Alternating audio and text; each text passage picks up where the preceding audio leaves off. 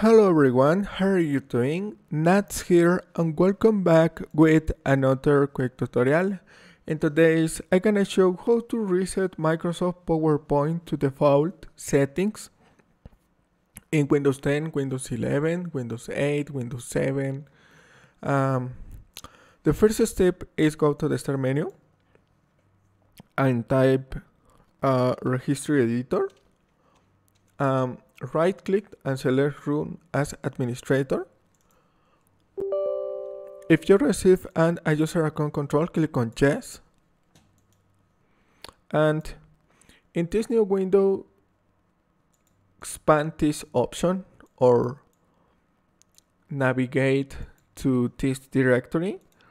Go to the next, wait a moment.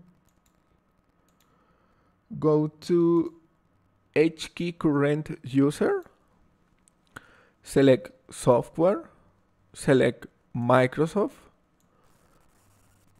select Office, select this number, expand, and one click in PowerPoint folder, and right click and select delete. If you receive this window advertising, click on Yes, and this is all. Return to the original site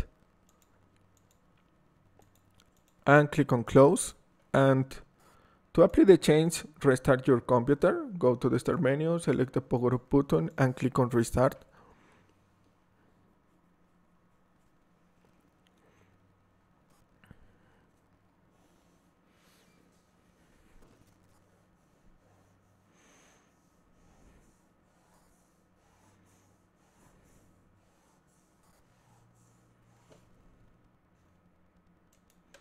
Login in your desktop.